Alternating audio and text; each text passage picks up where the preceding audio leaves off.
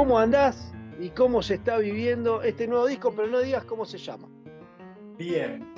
Bueno, se está viviendo muy bien por un montón de cuestiones que tienen que ver con su grabación, por su edición y dónde fue editado, por el tipo de música que contiene. Tiene un montón de características que por ahí lo diferencian un poco de algunos otros trabajos.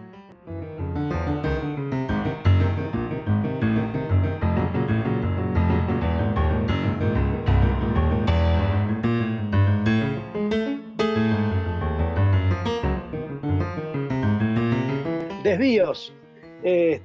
¿Por qué le pusiste desvíos? ¿Qué pasó? ¿Arrancaste para un lado y te fuiste para otro? ¿La música te llevó y te dijo, sabés que no, vamos a ir para allá? ¿Cómo fue el tema de tantos Bueno, desvíos? hay algo de eso. Es una metáfora.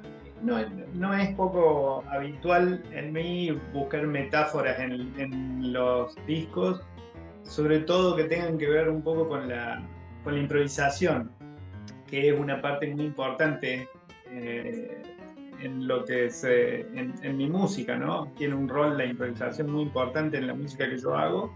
Eh, en todos los discos varía un poco cómo juega la improvisación en la música, pero en definitiva siempre hay presente un porcentaje alto de improvisación. Y desvíos un poco era plantearse la idea de arrancar con un germen, con una semilla a la hora de empezar a tocar y desarrollar eso.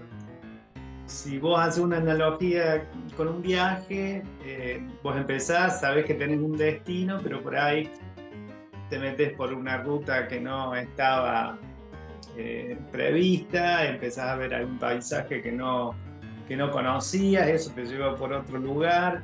Y un poco la idea de este disco, de estos 12 tracks del disco, es eso, es agarrar una idea original, empezar a desarrollarla, pero después no desestimar todos esos desvíos que se van dando, ¿no? Eh, Porque si bien son imprevistos, al mismo tiempo tienen la ventaja de que por ahí encontrás o transitas unas experiencias que no tenías planeadas, ¿no? Experiencias nuevas, cosas que no hubieras visto de otra manera si todo hubiera estado bien regulado, digamos así, de antemano.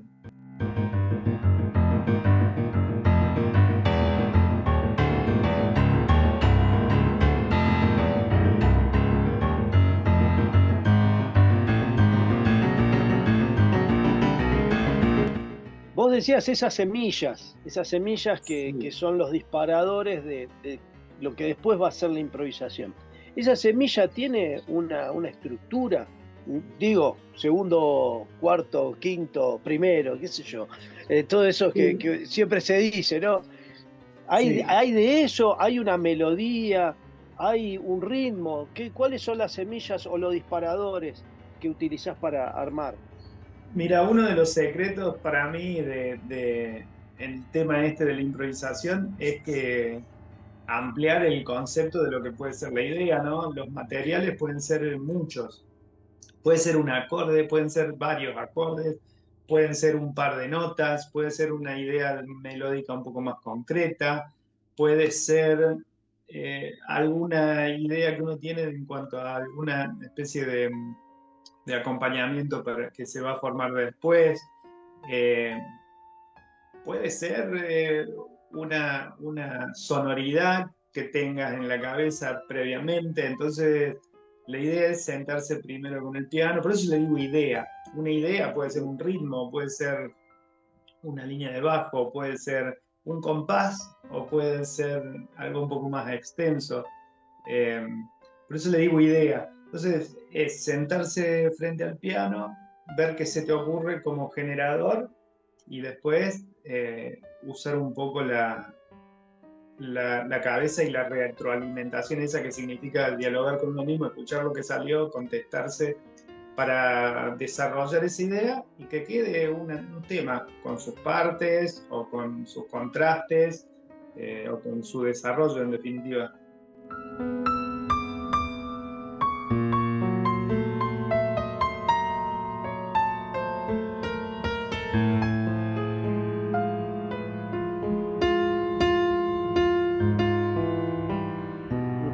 Sí, siempre, bueno, este proyecto que estamos haciendo, que estás participando vos, que lo llevo a las radios, bueno, ahora en YouTube, ¿no? Ese espejo de barro, esa transformación constante, ¿no?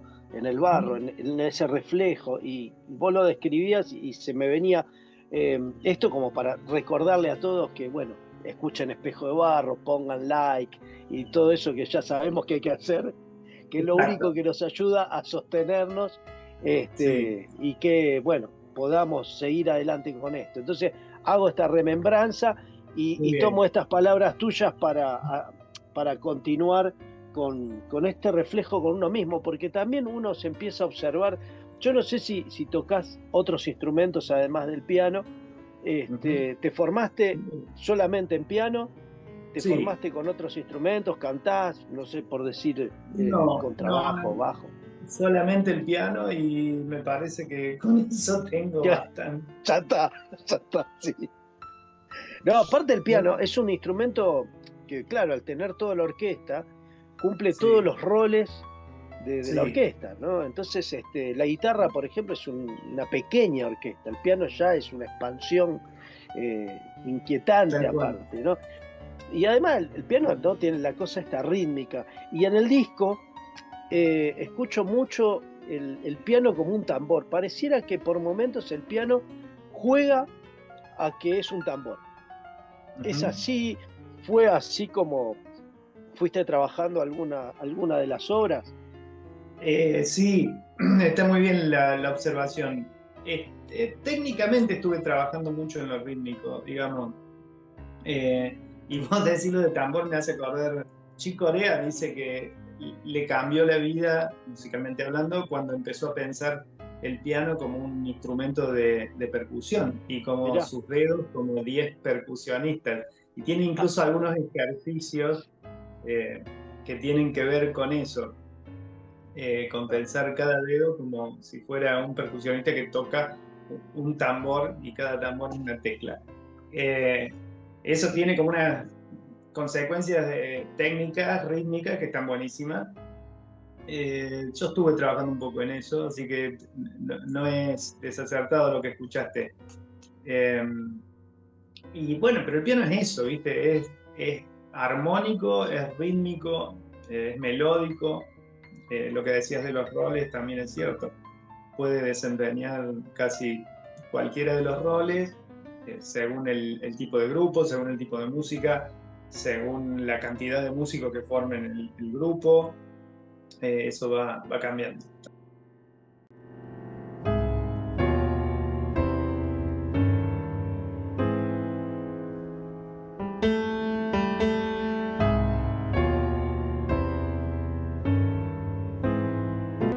¿vos te formaste en Berkeley o te formaste en Córdoba? Fuiste porque naciste en Córdoba, no me quedó claro eso, si naciste en Yo Córdoba o...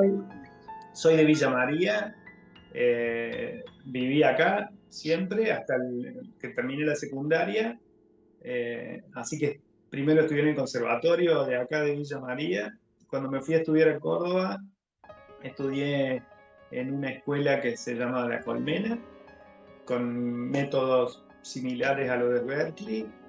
Después estuve un año en Buenos Aires, en la EMBA, en la Escuela de Música, en la MCA, en la Escuela de Música Contemporánea, que es en como la la MCA. Berkeley acá. Exacto, tenían el convenio con la Berkeley ahí, y justamente ahí audicioné para una beca y me fui a Berkeley de Boston un año. Mirá vos. Eh, Sí, en la época que tampoco había mucho título, mucho. La idea en ese momento era hacer un camino que te permita aprender, ¿no? Y era también mezclar un poco instituciones con profes particulares. La vida del músico popular un poco es eso, ¿no? Es tomar Ujú. distintas cosas de distintas fuentes, ¿no? Sí, Entonces, sí, sí. una parte importante son el encuentro con otros colegas, otros estudiantes que estén en el mismo proceso. Otra parte es un profesor particular que por ahí te tomaba uno. Yo estuve un año y pico tomando clases solo de técnica, por ejemplo, nada que ver con ni con Berkeley, ni con la jazz, ni con nada. Me puse con una profe que me gustaba mucho en Córdoba, y estuve haciendo solo eso, y después en otro momento, eso era, así se concebía un poco antes. Ahora está un poco más concentrado en las instituciones, pero antes era medio eso, ¿no? Sí, sí, sí, o sea, no hace mucho. Si nos ponemos a pensar, o sea, todo el proceso que se da en la década del 90, ¿no? Empieza el proceso de Sí, institucionalizar las sí, artes, sí, este, y bueno, el hecho de empezar a tocar era, te daban la guitarra y por ahí tenías 11 años y ya te metían en las peñas o te ponías ahí con otros guitarristas y no tal cual. tocabas nada, pero por lo menos hacías la mímica, ¿no? Tal cual. Qué sé yo estoy recordando lo que fue mi infancia, Y ¿no? sí, Que fue los asados, esa era la escuela de música que se iban tal haciendo cual. hasta que llegó la escuela de música, que ya estar en la primaria, la opción después de la secundaria, y después los procesos de los conservatorios, ¿no? Que era la otra Ujú. parte que había que rendir examen de ingreso, que eran tediosos, que eso también ahuyentaba un montón, ¿no? A los pibes. No Sí, sé si te pasó a vos, pero a mí me pasó que cuando iba a estudiar música, estudiaba teoría y solfeo, pero sin el instrumento. Era una lapicera, ¿viste? sí, Que en ese momento la odié, te juro, la sí, odiaba claro, esa materia. sí, ¿Viste? Y claro, hoy por hoy me ayuda un montón y pude aprender a leer música, cosa que para el músico popular a veces lo desestima, ¿no? sí, Y qué claro, importante es esa herramienta de poder leer y escribir la tal cual, música. tal cual. ¿Vos cómo lo viste este proceso? Porque no sé Mira, si escribís parecido. música, porque Sí, sí, sí, yo- sí, sí. supongo que sí, desde ya, desde ya. Me Ujú. estoy adelantando a cuando escucho los arreglos, que son muy improvisados, y cuando digo muy improvisados no me refiero a desestimarlo de ninguna manera, Ah, no sino se que entiende. sucede algo, ¿no? Que se siente en el ambiente que uno escucha, que se está transformando. A eso me Sí, refiero. sí, sí. Eh, ¿Vos lo escribís, eso lo lográs escribir, o más allá que escribas o no música, si en esa improvisación hay algo que te interesa, ¿no? El traducir a papel, ¿cómo te Ujú. resulta? Perdón que sea tan Mira, larga la pregunta. no, no, está clarísimo. Depende el cómo juega la improvisación ahí en cada proyecto, ¿no? En este disco último es música íntegramente improvisada. O sea, la composición es ahí en tiempo real y lo que yo desarrollo y trato de desarrollar la idea esa originaria es en tiempo real. Pero salvo este último, siempre en los discos anteriores, la idea es que hay partes muy escritas y pautadas para los demás músicos o para mí solo, y lugares a donde hay mucha libertad, digamos, para improvisar. Entonces, imagínate una especie de viaje también en el cual vas como llegando a diferentes estaciones, si querés. Entonces, esas estaciones son lugares a donde está la música escrita o por lo menos está pautado lo que vamos a hacer con los demás músicos. Y en eso hay diferentes maneras de escribir. Hay cosas que hay veces que las escribimos más detalladamente, otras veces es un poco más ambiguo. También a veces a propósito es ambiguo, así el músico que lee eso eh, le da su impronta. Jugamos mucho con eso en el jazz. Yo llamo gente en la cual confío en su cabeza compositiva y en lo que va a hacer y en cómo toca. Entonces le doy solo algunas instrucciones porque lo que yo quiero es justamente que complete él con su visión eh, lo que falta, ¿no? Entonces un poco la idea es escribir de manera que lo que salga sea lo que vos querés.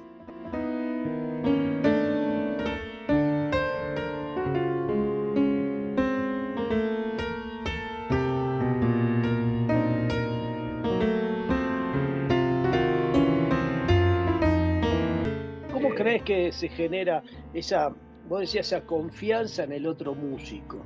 ¿Cómo crees que llega? Bueno, de distintas maneras. Una es, si no lo conoces, escuchando la música que hace, con quién toca, te da otra pauta. Eh, y después en lo humano, cuanto más compartís, siempre se empieza a dar esa situación de confianza en la cual te animas a hacer cosas eh, pensando en que el otro va a responder a eso que vos estás haciendo. Eh, y después hay maneras de pensar parecidas en la música, entonces vos te das cuenta que hay gente que piensa musicalmente parecido a vos, entonces tendés, si esa es la idea, tendés a buscar a esa gente. Entonces cuando vos tocas algo, sabes que esa otra persona va a responder de acuerdo a lo que más o menos vos pensás o con cosas parecidas. Eh, y ya después, si son amigos, ya directamente o tocaste hace mucho tiempo, directamente no hace falta ni hablar ni explicar mucho. Eh, Sale, ahí sale, sale. estamos. Claro, claro.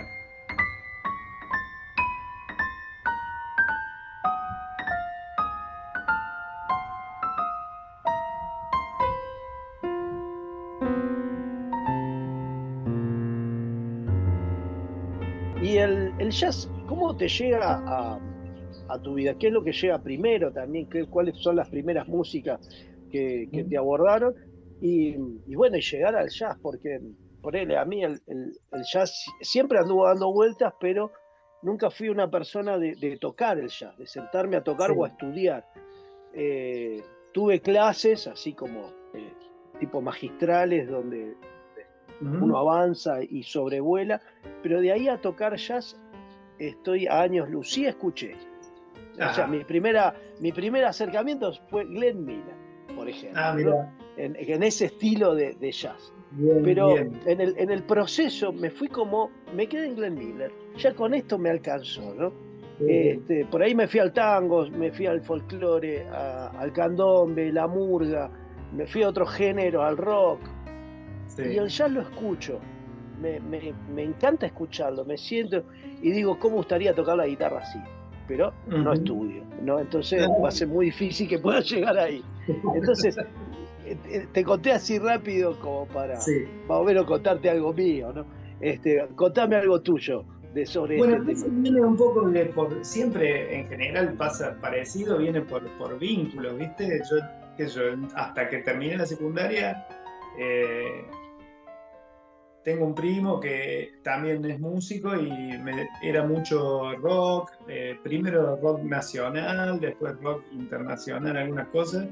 Y cuando iba terminando la secundaria, un tío mío que vive en Buenos Aires, que vivía en Buenos Aires, me acercó un par de discos que fueron la punta ahí por donde entré, que era un concierto de esos improvisados de Keith Jarrett y un disco de Chick Corea, los Three Quartets, que son un clásico como de los 80 por ahí.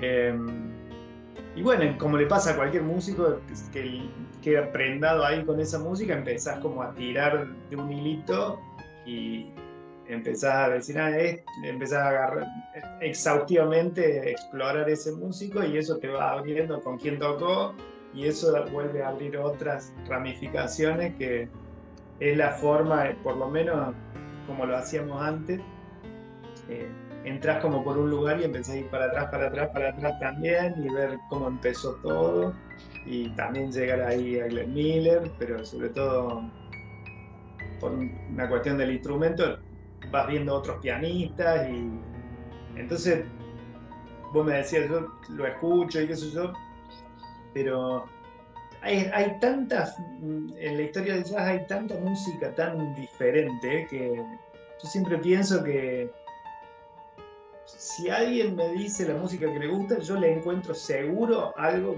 del jazz que le va a gustar. ¿Te gusta el rock? Dale. ¿Te gusta la salsa? Dale, yo te encuentro algo. ¿Te gusta el pop? Yo te encuentro algo que te guste. En la historia del jazz, no te digo ya fusiones tan nuevas ni nada. Eh, hay para todo, ¿viste?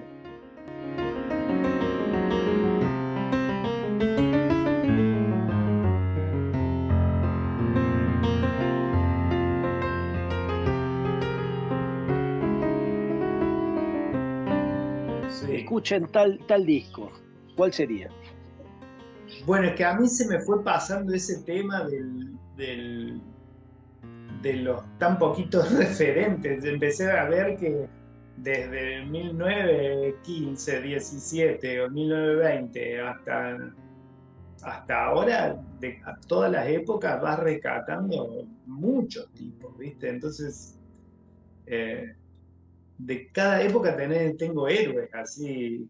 Claro. Se te va pasando el tema del fan, ¿viste? Empezás a entender, para ponerte un ejemplo, cuando empecé a escuchar jazz, me ponía un disco de los años 20 o 30 y todo eso y el ruido, cómo está grabado, es como que todo hace a lo que vos pensás de eso. Te parece viejo, te parece... También necesitas negar eso para poder crecer y encontrar tu propia voz. Es Se como suman un escuchar a montón, Gardel. claro.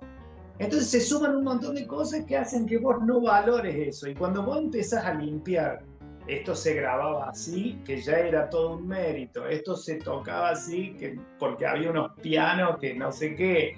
Esto sale. Y empezás a contextualizar eso que decías vos que no te gustaba, que era viejo, que no. Sí. Y decís, estos tipos eran muy pesados, ¿viste? Es como que empezás a valorar de cada época desde que empezó el jazz, los tipos iban como, empujaban los límites de una manera insospechada, ¿entendés? Iba a decir, hoy escuchás Louis Armstrong y por ahí algún músico joven de ahora me parece que una cosa vieja, que cuando ese tipo empezó a aparecer y empezó a tocar, se acercaban los músicos a ver si la trompeta tenía algo, si estaba pichicateada con algo, porque no podían creer las cosas que hacía. Entonces vos, si tenés 18 años, te puede parecer, esto viejo de mierda, esto no suena a nada, mira la pavada esta. Cuando empezás a entender, decís, pues este tipo, viste, hacía unas cosas que no las había hecho nadie. Sí, sí, sí. Y bueno, y en todas, a mí me gusta mucho el free jazz, pero no dejo de valorar cosas que se hacían, que son tremendas.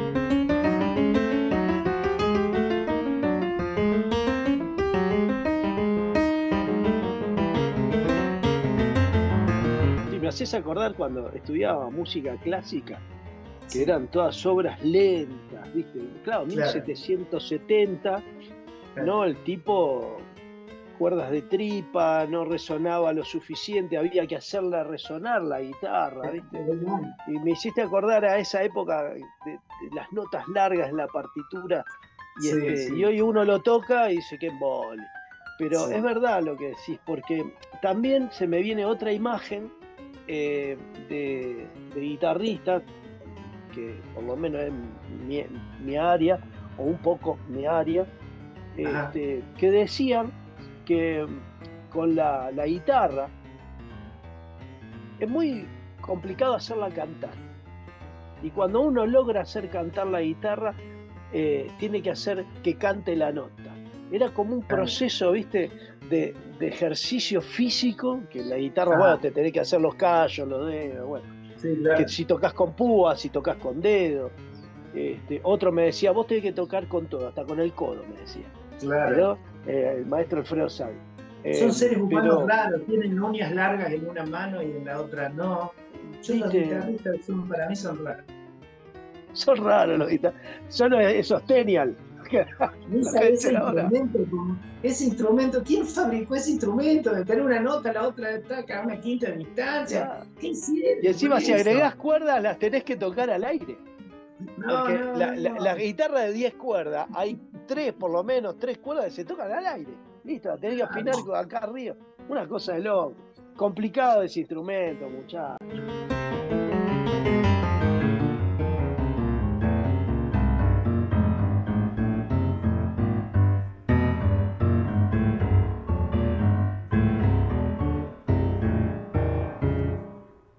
Y la orquestación como tal, ¿no?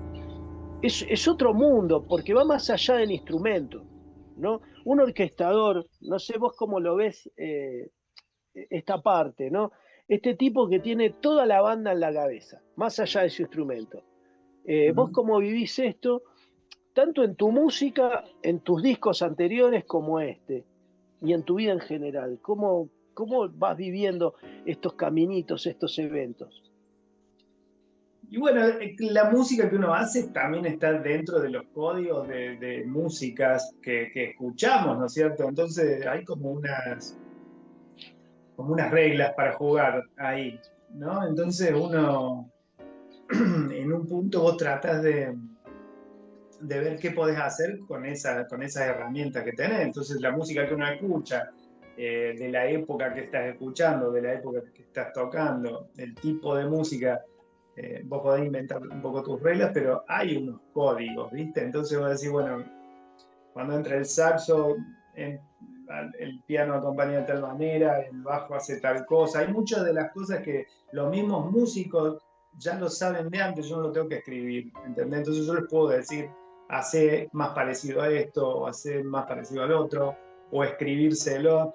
Pero bueno, es imaginarse la sonoridad general y después llevarla al grupo, puede ser en papel o no, depende del tipo de música, pero un poco orquestar es eso, imaginarte la sonoridad que querés que suene, eh, y encontrar la manera más eficiente de transmitirla.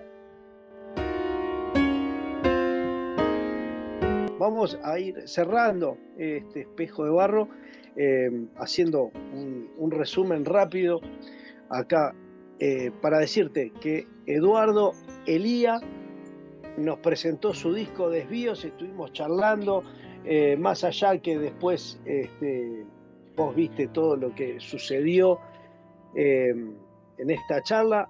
Agradecerte y recordarte que por favor nos pongas like, nos sigas y escuches Espejo Radio en las radios de donde estés. Buscanos, podcast, qué sé yo, Spotify, YouTube, ya vamos a estar en más lugares todavía. Así que, bueno, Eduardo Elia, abrazo enorme, te dejo estos minutos para que vos te despidas de nosotros, de nuestro público. Gracias por compartir todo este tiempo. Y bueno, yo ya me despido ahora, así que te dejo un abrazo grandote y por más desvíos. Bueno, gracias Ney, gracias por el espacio y espero que lo mejor con el programa ahí. Suscríbanse ahí al Espejo de Barro, háganle el aguante ahí al programa. Gracias por el espacio, es re linda la conversación, así que muchas gracias. Abrazo para todos.